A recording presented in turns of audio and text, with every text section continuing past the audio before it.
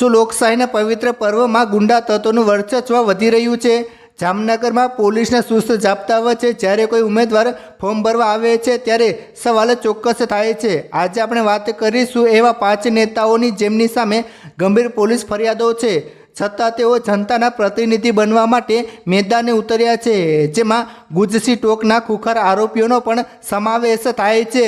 સૌથી પહેલાં વાત કરીએ જામનગરની, જે આ વખતે ચૂંટણીના ફોર્મ ભરતી વખતે અજબ દ્રશ્યો જોવા મળ્યા। પહેલું, અલ્તાફ ખફી, કોંગ્રેસ, વોર્ડ નંબર 12। જામનગરમાં પૂર્વ કોર્પોરેટર અલ્તાફ ખફી, જેમની સામે ગુજસી ટોક હેઠળ ગુનો નોંધાયેલ છે, તેમની ટોળકી પર લૂંટ, જમીન પચાવી પાડવી અને ખંડણી જેવા 52 જેટલા ગુનાઓ છે। હાલ તેઓ જેલમાં છે, પરંતુ કોંગ્રેસના મેન્ડેટ પર તેઓ પોલીસ પ્રોટેક્શન સાથે ફોર્મ ભરવા પહોંચ્યા હતા। નંબર 2, અસલમ ખિલજી, આમ આદમી પાર્ટી। માત્ર કોંગ્રેસ જ નહીં પરંતુ આમ આદમી પાર્ટીના ઉમેદવાર અસલમ ખિલજી પણ ગુજસી ટોકના આરોપી છે।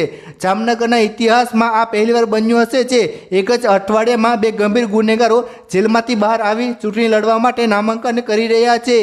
અન્ય 3 નેતાઓ જેમના પર છે ગંભીર આરોપો। મિત્રો, આ યાદી અહીં પૂરી થતી નથી। ગુજરાતના રાજકારણમાં અન્ય એવા ચહેરાઓ પણ છે જેમનો ભૂતકાળ વિવાદોથી ભરેલો છે। કાંદલ જાડેજા કુતિયાણા, મિત્રો, ગુજરાતનું નામ પડે અને કાંદલ જાડેજાની ચર્ચા ન થાય એ શક્ય નથી।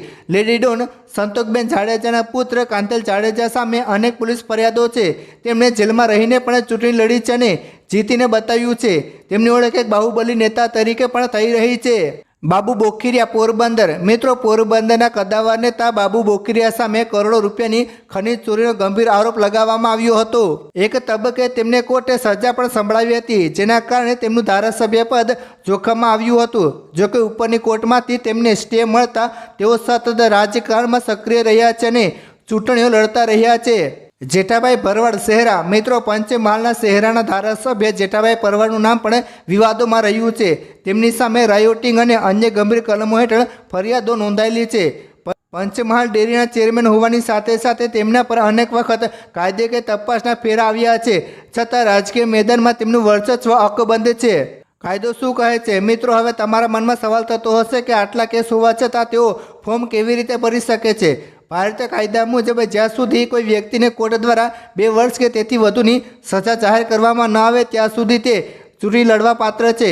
નેતાઓ આજે રાજકીય છટકબારીનો ઉપયોગ કરે છે। જ્યાં સુધી કેસ ચાલે છે ત્યાં સુધી તેઓ આરોપી ગણાય છે, ગુનેગાર નહીં। મિત્રો, તમને શું લાગે છે? ગંભીર ગુના ધરાવતા લોકોને ટિકિટ આપવી જોઈએ? શું પક્ષોએ ઉમેદવારોની પસંદગીમાં ફેરફાર કરવાની જરૂર છે? તમારો અભિપ્રાય હા કે ના લખીને નીચે કમેન્ટ જરૂર કરજો। જો વિડીયો ગમ્યો હોય તો લાઇક કરો અને ગુજરાતના રાજકારણની આવી જ અંદરની વાતો જાણવા માટે મિસ્ટર ગુજુ જ્ઞાનીને સબસ્ક્રાઈબ કરો। ધન્યવાદ।